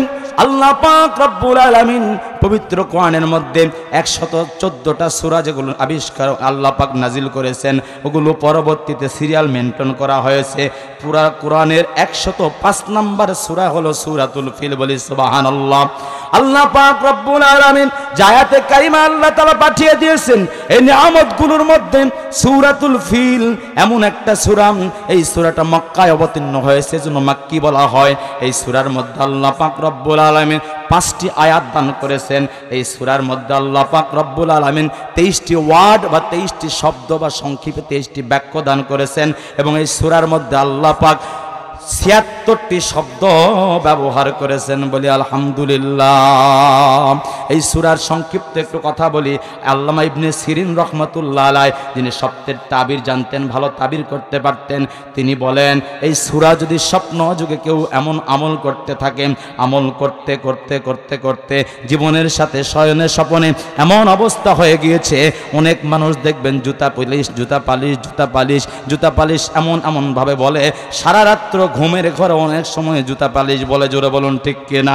অনেক বাদাম ব্যবসায় দেখবেন 12 ভাজা বাদাম বাদাম বাদাম, সারা রাত্র সারাদিন যখন বাদাম বিক্রয় করেন, রাতের বেলায় যখন ঘুমাইতে যায়, রাতের বেলায় ঘুমের ঘরে বাদাম বাদাম বলে, জোরে বলুন ঠিক কিনা। এজন্য আল্লাহর বান্দারা, আল্লাহ পাকের কোন বান্দা যদি আজকে বাদাম বাদাম বাদাম বাদাম বলে বলে সারাদিন যদি ওই বাদাম বলার পরে ঘুমের ঘরে যখন স্ত্রীর কাছে ঘুমায়, বিদেশি ঘটনা একটা এরকম বলবো, একজন লোক নাকি বিদেশ গিয়েছে, বর্তমানে আমাদের বাংলাদেশ থেকে ব্যাপক রেমিটেন্স যোদ্ধা কিন্তু বিদেশে আছে আলহামদুলিল্লাহ। এরা বিদেশে গিয়ে কিন্তু অনেক দামি দামি চাকরি পায় তা কিন্তু না, ওখানে কিন্তু অনেক সময় ড্রেন ক্লিয়ার করতে হয়, অনেক সময় জুতা ব্রুশ করতে হয়, অনেক সময় অনেক কাজ করতে হয়। এখন অনেক ভালো একটা দেশে ছিল, দেশে আসার পরে সবাই জানে বিশাল একটা হাম্বে তম্বে অনেক টাকা ইনকাম করে আসার পরে রাত্রেবেলায় ঘুমায় গিয়েছে, শুভ্রাস শুভ্রাস শুভ্রাস স্ত্রীর সাথে বলতেছে, ঘুমায় গেছে। এখন স্ত্রী শুনতেছে শুভ্রাস শুভ্রাস শুভ্রাস। এখন স্ত্রী তো একটু হলো শিক্ষিত, শু মানে হলো জুতা, আর ব্রাশ মানে হলো জুতা কালি করা লাগবে কিনা, জুতা পরিষ্কার করা লাগবে কিনা। এখন স্ত্রী আমরা, এই তুমি ওঠো, উঠাইছে, উঠার পর বলতেছো কি বলতেছো, বলে কি শুনছো তুমি, তুমি তো বলছো শুভ্রাস শুভ্রাস শুভ্রাস। বলে কি, বলে কেন বললা তুমি, বলো তো এর কোনো কারণ আছে নাকি। বলে কারণ আবার কি, হয়তো ঘুমের ঘরে শুভ্রাস বলতে পারে। না, এর কারণ তুমি কি কতদিন কি বাহিরে কি কাজ করছো আগে জবাব দাও। এবার স্ত্রীকে বলতেছে, স্ত্রী আমার, কারোর কাছে তুমি বলিও না, আসলে আমি বিদেশে গেছিলাম, সেখানে তো আমাদের মূল্য নাই, আমরা মাস্টার্স পাস হলে কি হবে, আমরা অনার্স পাস হলে কি হবে, আমরা অনেক ভালো যোগ্যতা হলে কি হবে, আসলে ওখানে গিয়ে আমাদের এই যোগ্যতার কোনো দাম নাই, আমাদের এই লেখাপড়ার কোনো দাম নাই, ওদের মর্জি অনুযায়ী একটা চাকরির ব্যবস্থা করে দেয়। তা আমি মর্জি অনুযায়ী আমার যখন চাকরি হচ্ছিল না, আমি কি করব, আমি তখন পরামর্শ নিয়ে দেখলাম যে জুতাও যদি ব্রাশ করি তাহলেও আমার কিছু ইনকাম হবে, এই জন্য আমি জুতা ব্রাশ করা শুরু করে দিয়েছি। সবসময় আমি বলতাম সুব্রাশ সুব্রাশ সুব্রাশ, তো ঘুমের মধ্যে আমি আজকে সুব্রাশ বলে ফেলছি, তুমি কিছু মনে করো না, বলুন সুবহানাল্লাহ। তাহলে যদি যার মনে যা ফালে পারে তা, জোরে বলুন ঠিক কিনা। যদি দিনের বেলা সারাদিন যে কাজ করবে, রাত্রে ঘুমের মধ্যে ওর স্ত্রীকে ঝাড়িয়ে দেয়, কি ঠিক না? মানে স্ত্রীরা ঝাড়ি দিতেছে না, ঝাড়ি দিতেছে অন্য একটা পোলাপানের রাস্তায় ঝাড়ি দিছে, ওটা ঘুমের মধ্যে বকওয়াস করতেছে। ওরা বলুন ঠিক কিনা? এখন এই ছেলে এই মেয়ে যদি রাত্রে বাড়িতে এরকম করে তো ঘুমের ঘরে এগুলো বলে। জোরে বলুন ঠিক কিনা? আল্লামা ইবনে সিরিন রহমতুল্লাহ আলাইহি বলেন, যদি স্বপ্নে কোনো বান্দা সূরাতুল ফিল এত বেশি পরিমাণ পাঠ করেছে যে স্বপ্নেও তার মুখ থেকে সূরাতুল ফিল তেলাওয়াত করতেছে, সে স্বপ্ন থেকে ঘুম থেকে উঠে এত ধারণা করতে পারে মানুষ দুনিয়াতে এখন মানুষের শত্রু। জোরে বলুন ঠিক কিনা? জিন মানুষের শত্রু। জোরে বলুন ঠিক কিনা? মিথ্যা মামলা একজন আরেকজনকে দিচ্ছে। জোরে বলুন ঠিক কিনা? 1 বিঘত জায়গার জন্য, 1% জায়গার জন্য, ছোট ভাইকে ঠকানোর জন্য, ছোট বোনটাকে ঠকানোর জন্য, নিজের ফুপুকে ঠকানোর জন্য, ফুপা আবার ভাতিজাকে ঠকানোর জন্য, মামা ভাগনাকে ঠকানোর জন্য কত যে কৌশল করে, নিজের ছেলেকে আপন ছোট ভাই বানায়া 10% জায়গায় 1 বিঘা জমি লেখে নেয়। এরকম মানুষও আমাদের বাংলাদেশে আছে। জোরে বলুন ঠিক কিনা? একটু সময় পাওয়ার জন্য, একটু নিয়ামত ভোগ করার জন্য, একটু সুখে থাকার জন্য।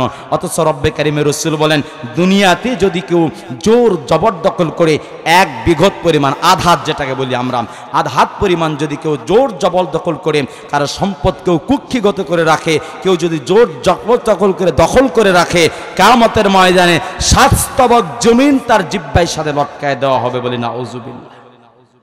আমার কথা বুঝতে পারেন না মনে হয় আপনারা? তাহলে দেখেন, এই মিথ্যা মামলা, কারচুপি, জোর জবরদখল করি, এগুলো আমাদের সমাজে আছে তো? তা আল্লামা ইবনে সিরিন রহমতুল্লাহ আলাইহি বলেন, আমল করতে করতে সূরাতুল ফিল যদি এই পর্যায়ে চলে যায় যে স্বপ্নের মধ্যে সে একসময় সূরাতুল ফিল পাঠ করতেছে, আল্লাহ পাকের এই বান্দা বলেন সে যেন মনে করে যার তার শত্রুকে আল্লাহ পাক পরাস্ত করবে এবং শত্রুর উপর সে বিজয় হয়ে যায়। বলুন সুবহানাল্লাহ। ওলামায়ে কেরাম বলেন, যদি সূরাতুল ফিল কেউ রেগুলার পাঠ করে, বিপদে পড়েছে, মুসিবতে পড়েছে, শত্রুতা করছে, মানুষ বিপদে ফেলাইতেছে, আল্লাহ পাকের বান্দারা বলেন যদি কেউ নিরিবিলিতে 1 বার 3 বার 5 বার 7 বার যখন মনে চায় নিরিবিলিতে বসে সূরাতুল ফিল পাঠ করে আল্লাহর কাছে একটু দোয়া করে, আল্লাহ পাক শত্রুর উপরে তার বিজয় দান করে। বলুন সুবহানাল্লাহ। সামনের দিকে যাইতেছিলাম আল্লাহর বান্দারা, শানে নুজুল ব্যাপারে একটু বলবো, শুধু এতটুকু মনে রাখবেন, ওদিকে সময় যাওয়ার আমার সংক্ষিপ্ত সময়ের মধ্যে আমার একটা নির্দিষ্ট সময় দেওয়া রয়েছে।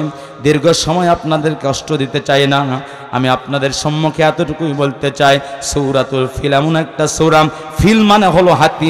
এই সূরার মধ্যে কিছু হাতির একটা কাহিনী আছে, ঘটনা আছে, একটা বিস্তারিত বর্ণনা আছে, হাতির একটা বিষয় আছে, বিধায় এই সূরাটাকে সূরাতুল ফিল নামকরণ করা হয়েছে। বলি সুবহানাল্লাহ।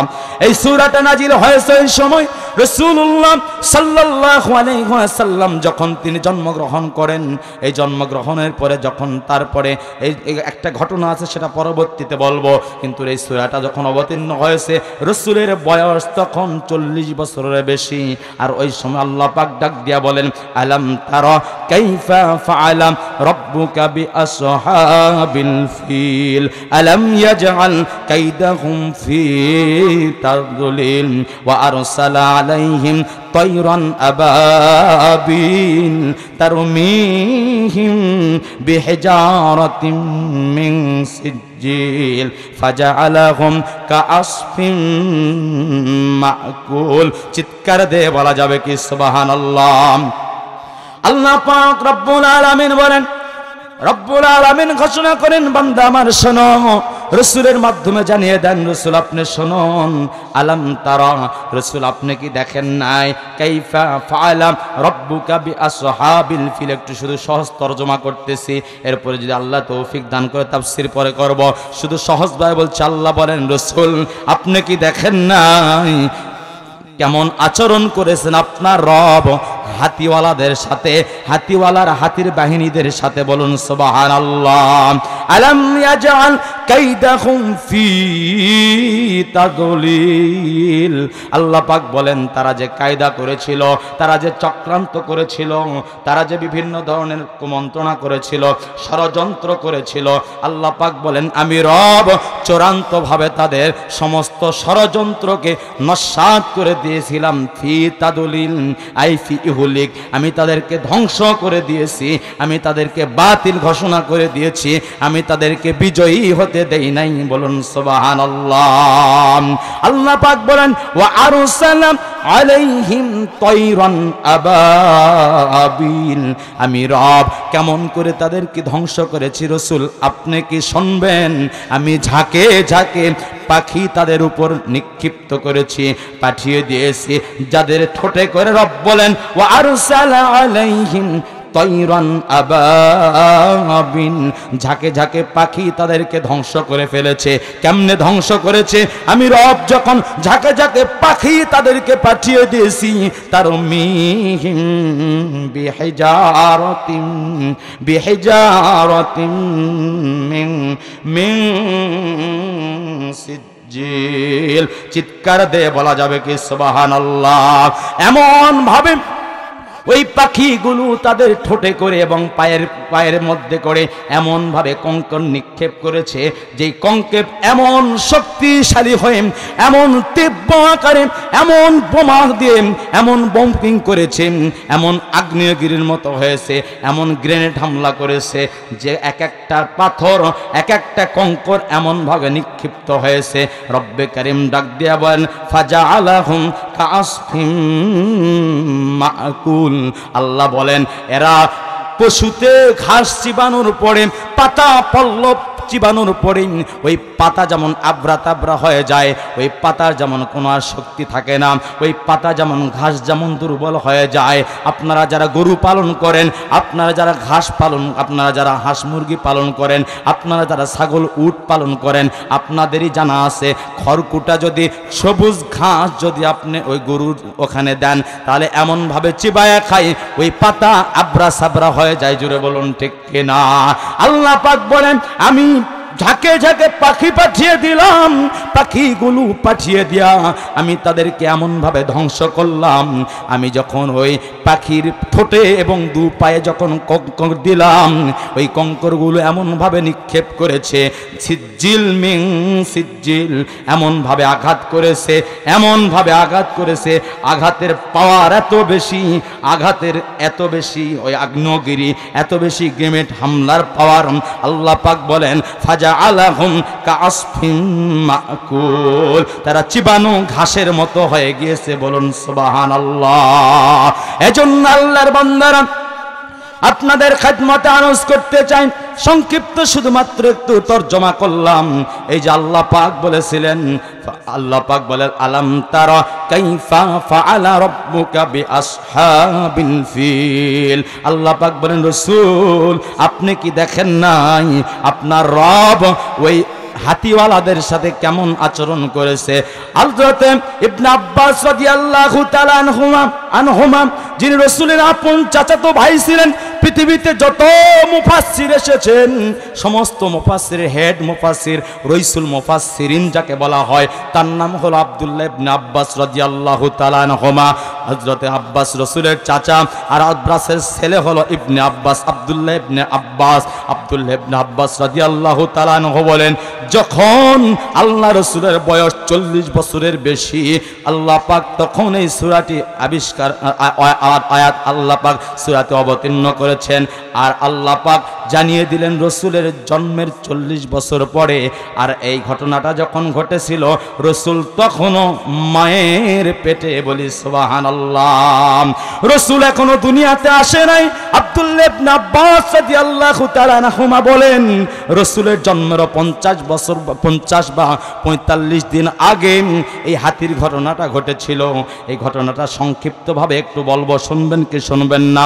আব্দুল্লাহ ইবনে আব্বাস রাদিয়াল্লাহু তাআলা আনহুমা বলেন রাসূল যখন এখনো জন্মগ্রহণ করেন নাই, রাসূলের জন্মের 50 দিন বা 45 দিন আগে, অনেক বড় ইতিহাস, ওদিকে আর যাচ্ছি না। প্রথমে নাজ্জাশী ছিল আবিসিনিয়ার বাদশাহ, যার নাম হলো নাজ্জাশী।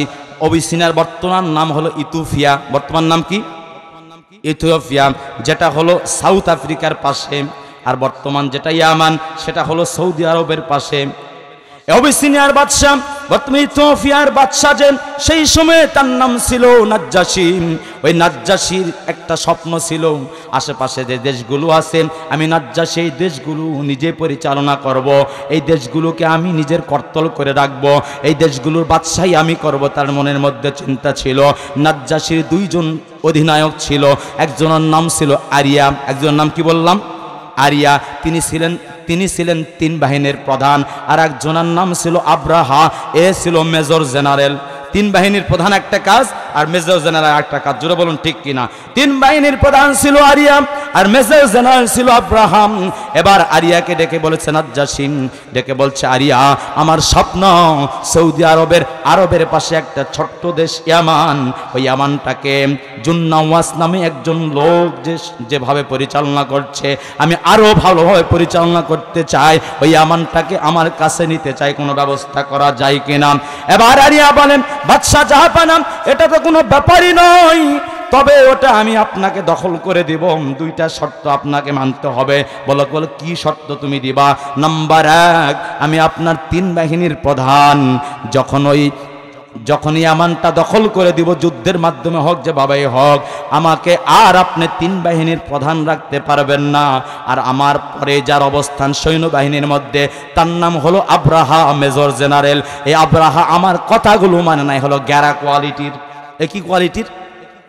গ্যারা কোয়ালিটির কথাগুলো মানে না, যা বলি উল্টা পাল্টা বলে, নিজে বেশি বেশি হ্যাডাম দেখায়। বাদশাহ জাহাপানা, আমার দাবি হলো, আমি যদি ইয়ামান আপনাকে দখল করে দেই, ওই ইয়ামানের গভর্নর আপনি আমাকে বানাবেন, মুখ্যমন্ত্রী আপনি আমাকে বানাবেন, সেখানের দায়িত্ব আমাকে দিবেন, এটা হলো আপনার কাছে দাবি। আর 2 নাম্বার শর্ত, 2 নাম্বার দাবি হলো, আমি যে পদে আছি 3 বাহিনীর প্রধান, আমি যখন গভর্নর হব, আপনার কাছাকাছি গোটা দেশগুলোকে পরিচালনা করার জন্য, পার্শ্ববর্তী রাষ্ট্রগুলো পরিচালনা করার জন্য আপনার সৈন্যবাহিনীর দরকার। 3 বাহিনীর প্রধান হিসেবে ওই গ্যারা আব্রাহাকে আপনার কাছে রেখে দিবেন। রাজি আছেন? বলে হ্যাঁ রাজি আছি। ঠিক আছে, আমরাও রাজি, আপনি সৈন্যবাহিনী দেন, আমরা জুন্নাওয়াজকে ওখান থেকে বিদায় করে দেই। বাস, ইয়ামানে গেল, যুদ্ধ করতে করতে জুন্নাওয়াজ ভয়ে পালিয়েছে, বিদায় হয়ে গিয়েছে। পুরা দেশ অবিসিনিয়ার বাদশাহ যে নাজ্জাশী, ইথিওপিয়ার যে সেই সময় বাদশাহ ছিল, তার অধীনে চলে গেল। 2জন মিলেই চলে গিয়েছে, আব্রাহা এবং আরিয়া 2জন মিলেই নাজ্জাশীর কাছে গিয়ে। আসলে আব্রাহা এর ভিতরগত কোনো ঘটনা আর জানে না, কি ঘটছে তাদের মধ্যে কথাবার্তা। এবার আরিয়া বলে, বাদশাহ জাহাপানা, এখন ওটা আমাকে মুখ্যমন্ত্রী বানায় দেন, গভর্নর বানায় দেন, আর ওকে 3 বাহিনীর প্রধান বানায় দেন। এখন আবার কি বুঝলাম না, কি হয়েছে, ঘটনা কি? বলে আমি শর্ত দিছিলাম, 2টা শর্ত, এই ঘটনা। It's impossible. মিয়া, তুমি কিসের সেনাপতি? 3 বাহিনীর সেনাপতি হলে কি হবে? সব সৈন্য আমার কাছে, আসো, সৈন্যের দরকার নাই। তুমি আরিয়া ওখানে গভর্নর হতে চাও, আগে আমার সাথে যুদ্ধে লিপ্ত হও। যুদ্ধে যদি তুমি ফার্স্ট হও, যদি পরাজিত না হও, তাহলে ওই ইয়ামানের তোমাকে দায়িত্ব, বিজয় হবে, সেই ইয়ামানের দায়িত্ব পাবে। যাই হোক, 2জনের মধ্যে যুদ্ধ তুমুল আকারে শুরু হলো। আরিয়া প্রথমে আঘাত করেছিল আব্রাহাকে, আব্রাহার মাথা ফেটে গিয়েছিল, হাতে আঘাত করেছিল, পায়ে আঘাত করেছিল, পা কেটে গিয়েছিল। এই সময় নিয়ম ছিল যে আরিয়া বা আব্রাহা, এরা 2জনই শুধু যুদ্ধ করবে, এদের মাঝখানে আর কেউ তার পক্ষ থেকে অবলম্বন করে আঘাত করতে পারবে না। যখন আব্রাহাকে আঘাত করেছে, আব্রাহাকে দাস ছিল, গোলাম ছিল, চাকর ছিল, ও আর সহ্য করতে পারে। এক সেনাবাহিনী ছিল, দৌড়ে এসে এক সৈনিক এসে পিছন দিক থেকে আরিয়াকে আঘাত করে কল্লা থেকে দেহটা আলাদা করে দিয়েছে, জমিনে পড়ে গিয়েছে। এখন আব্রাহা তো ভয় পেয়ে গেছে, কি জবাব দেবো নাজ্জাশীকে? যাই হোক, চিঠি লিখে দেওয়া হয়েছে, অনেক রাগারাগির এক পর্যায়ে যা হবার হয়েছে, আমাকে এখন ক্ষমতাটা দিয়ে দেন, তাছাড়া তো আপনার কোনো ভালো লোক নাই, কে চালাবে আপনার ইয়ামান? অনেক কথা। যখন আব্রাহাকে দেওয়া হলো ক্ষমতা, আব্রাহা ক্ষমতা পালন করতে করতে করতে করতে বিভিন্ন জুলুম অত্যাচারও সে মাঝে মাঝে শুরু করে দিয়েছে। যাই হোক, এক পর্যায়ে যখন দেখলো ইয়ামান সহ পার্শ্ববর্তী কিছু এলাকার মানুষগুলো, দেশের মানুষগুলো বাইতুল্লাহ সফর করতে যায়, হজ করতে যায় হজের মৌসুমে। এখন বলছে, কই যাও তোমরা? বলতে বাইতুল্লাহ যাও। কোথায়? মক্কায়। সেখানে কি কাজ করে? ওখানে হজ করে নেকি হয়, মানুষের ইবাদত করে। বলে না না, ওখানে যাইতে হবে না, ইয়ামানেই একটা ঘর বানানো হোক, ইয়ামানেই একটা সেজদা জায়গা বানানো হোক, ইয়ামানে হজের একটা মিলন মেলা, মানুষের মিলন মেলা বানানো হোক। অনেক কথা, অনেক কারবারে পরে নাজ্জাশীর কাছ থেকে হুকুম নেওয়ার পরে অনেক টাকা পয়সা খরচ করে সুন্দর মনোরম দৃশ্য একটা ঘর বানালো, সেটার নাম দিল বাইতে নাজ্জাশী, অথবা বাইতে আব্রাহার একটা ঘর বা নাজ্জাশীর একটা ঘর। আর ঘোষণা দেওয়া হলো, আগামী অমুক তারিখ সোমবারে নাজ্জাশী এসে ঘরটা উদ্বোধন করবে। ওই এলাকায় ইয়ামানে মক্কাতুল মুকাররমার আরবের কিছু যুবক ছেলেরা ব্যবসায়ের কাজে এসেছিল। এসে দেখে, রবিবার রাত্রিরে দেখে যে গোটা ইয়ামান একবারে সুন্দর আলোকসজ্জা। কারণ হলো এখানে একটা ঘর বানিয়েছে, যেখানে হজ করার জন্য মানুষ আর মক্কায় যাবে না, এখানে সবাই আসবে। এই আদেশটা দেওয়া হবে নাজ্জাশীর পক্ষ থেকে বা আব্রাহার পক্ষ থেকে।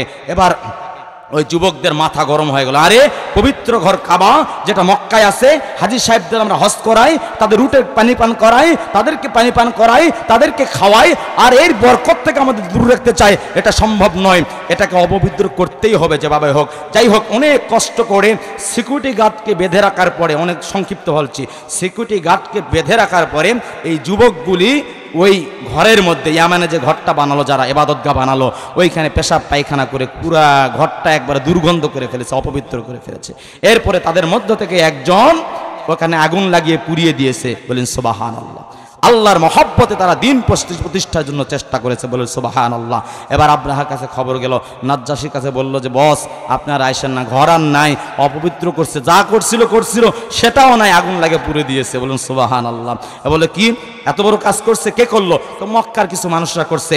এটা আসলে মক্কার লিডারদেরই কাম, মক্কার লিডাররা না করুক, ওই ঘর আসার জন্য তো এই মহব্বত তাদের। ওই ঘর যদি না রাখি তাহলে তো আর আমাদের এখানে আসতে বাধ্য হবে, আমাদের যা ক্ষতি হয়েছে পরে আবার নতুন করে ঘর বানাবো, কিন্তু ওই ঘর আর পৃথিবীর মানচিত্রে রাখবো না। বলুন না উজুবিল্লাহ।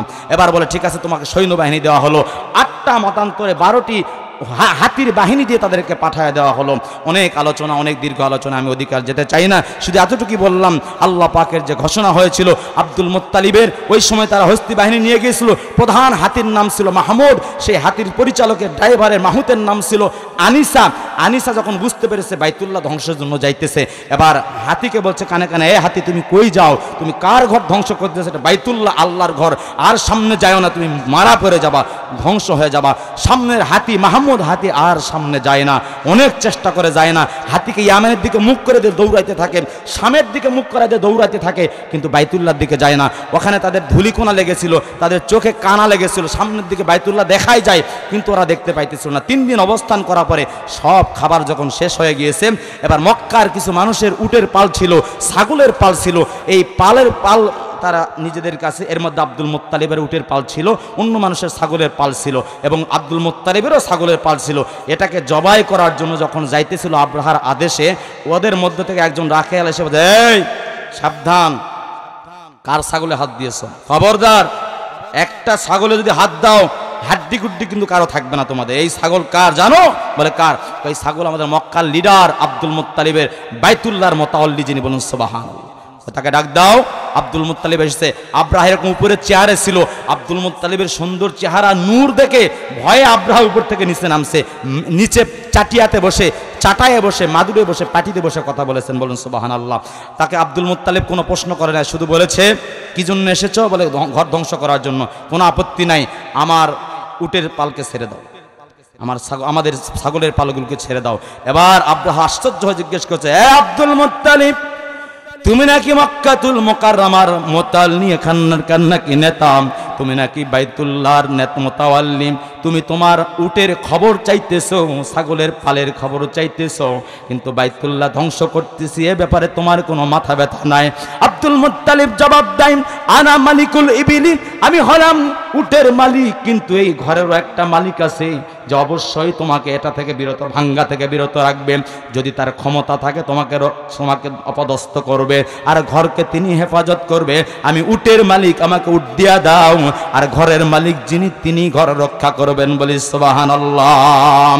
আব্দুল মুত্তালিব বলেন, খবরদার, আমার একটা উটের যদি কোনো ক্ষতি হয়, মক্কায় কোনো মানুষের একটা ছাগলের যদি কোনো ক্ষতি হয়, এখান থেকে কেউ লাশ শরীর নিয়ে তোমরা যেতে পারবা না, হাড্ডি গুড্ডি কারো রাখবো না, দুনিয়া থেকে বিস্তার করে বিদায় করে দেব, ঘরের মালিক তোমাদের ব্যাপারে বুঝবে, আমি চলে গেলাম।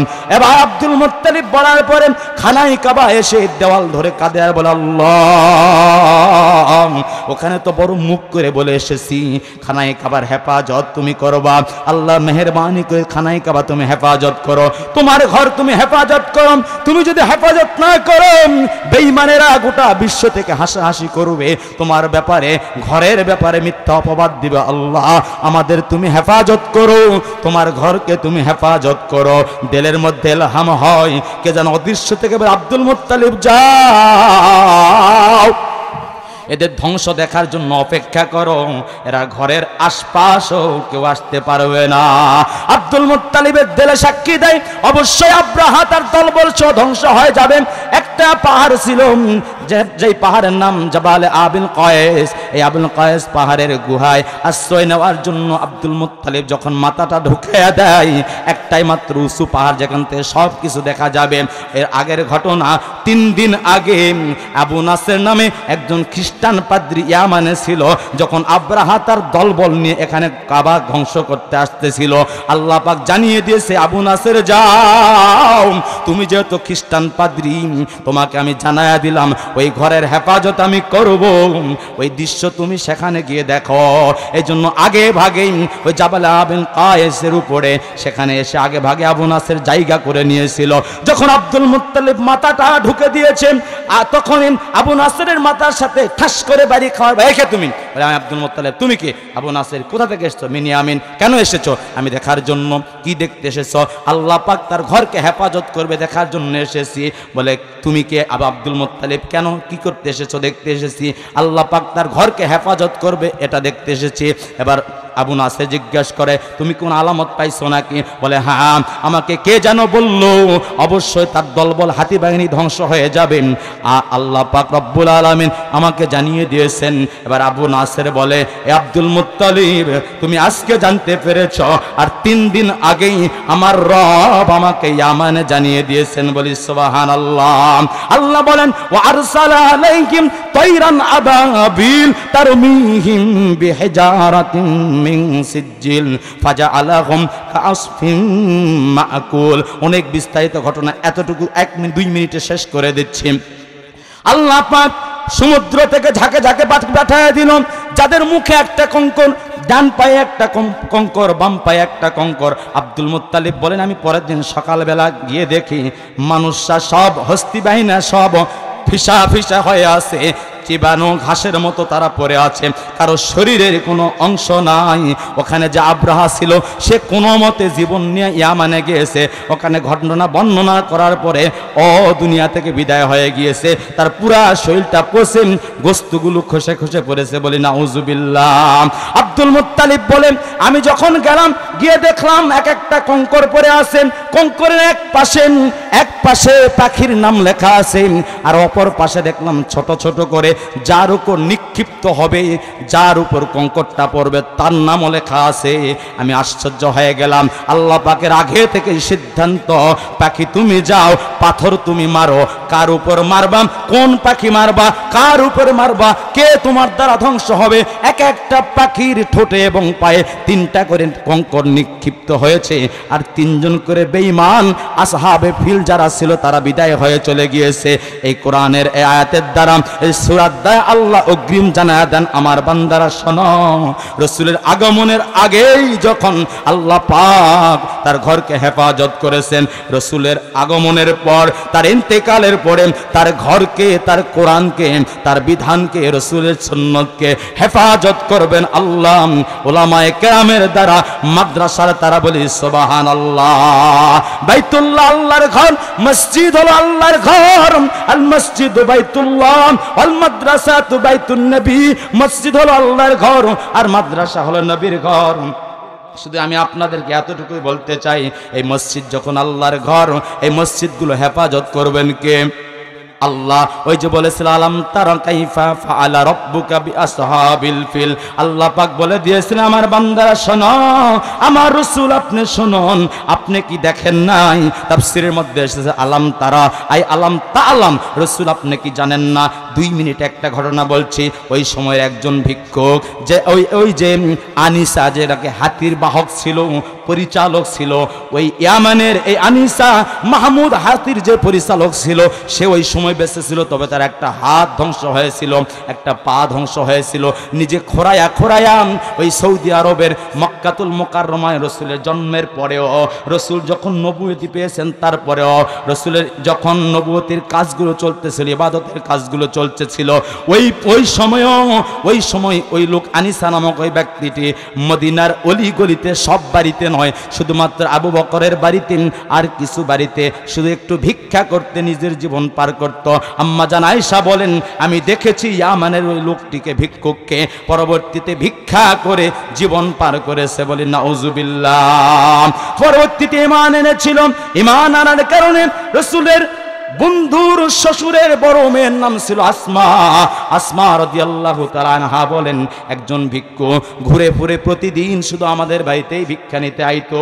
আর হযরতে আবু বকরের মেয়ে প্রতিদিন ভিক্ষা দিত, খাবার দিত। বলে, মারে আমার খাবার তেমন চাই না, আমাকে একটু দোয়া করো। বলে, আমি একটু কথা বলতে চাই। তুমি কে? বলে, আমি আবু বকরের মেয়ে আসমা। আবু বকর কোথায়? বলে, রসুলের কাছে গিয়েছে। বলে, আমি কে? তুমি কোথা থেকে এসেছ? বলে, আমি তোমাকে বলতে পারবো না, আমি একজন সাইল, আমি একজন ভিক্ষুক, আমি তোমার কাছে বলবো না কোথা থেকে এসেছি, কি আমার নাম, বিস্তারিত ঘটনা তোমার বাবা আবু বকরকে বলবো। আবু বকর যখন আসে, এসে বলে, আসমা কি হয়েছে? বলে, আব্বা আপনার কাছে একজন ভিক্ষুক, কোথা থেকে এসেছে কিছু বলতে চায় না, কি নাম তার তাও বলতে চায় না, আপনার কাছে বলতে চাই। আব্বা জান আপনি একটু শুনে আসেন। আবু বকর সালাম বিনিময়ের পরে বলে, কে তুমি, কোথা থেকে এসেছ? এবার ভিক্ষুক বলে, তুমি কে? বলে, আমি আবু বকর। বলে, তোমার রসুলকে? বলে, মুহাম্মদ। বলে, হ্যাঁ আমার রসুল মুহাম্মদ। বলো, তোমার নাম বলো, কি করতে এসেছো, কোথা থেকে এসেছো? বলে, আমি তোমার কাছে বলবো না, তোমার কাছে বলবো না, বলতে যদি হয় তোমার রসুল যিনি তার কাছে আমাকে নিয়ে চলো, তার কাছেই বলবো। বেকায়দায় পড়ার পরে রসুলের কাছে নিয়ে যায়। রসুলের কাছে গিয়ে যখন বলে বলো, রসুল যখন জিজ্ঞেস করলেন, মিন আইনা আনতা, কোথা থেকে এসেছো, মান আনতা, কে তুমি, কি চাও তুমি, তোমার পরিচয় বলো। এবার এই ভিক্ষুক বলে, আমি কে, কোথা থেকে এসেছি, কি জন্য এসেছি, সব কিছু বলবো, তবে আপনি আমাকে আশ্রয় দিতে হবে, নিরাপত্তা দিতে হবে। বলেন, আপনি আমাকে নিরাপত্তা দিবেন?